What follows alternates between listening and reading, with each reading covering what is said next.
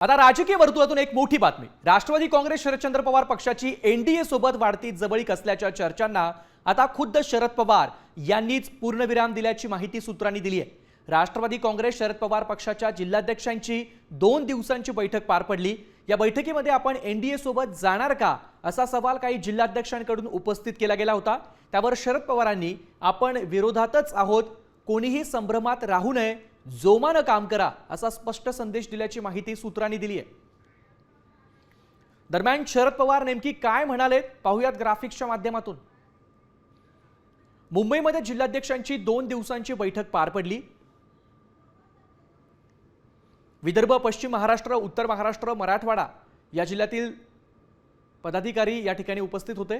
बैठकीमध्ये पक्ष एनडीए सोबत जाणार का असा प्रश्न काही जिल्हाध्यक्षांनी शरद पवारांना विचारला।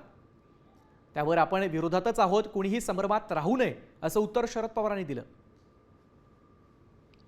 सर्वसामान्यांच्या प्रश्नांवर रस्त्यावरची लढाई लढायची आहे, त्यामुळे जोमानं कामाला लागा असं शरद पवार म्हणाले।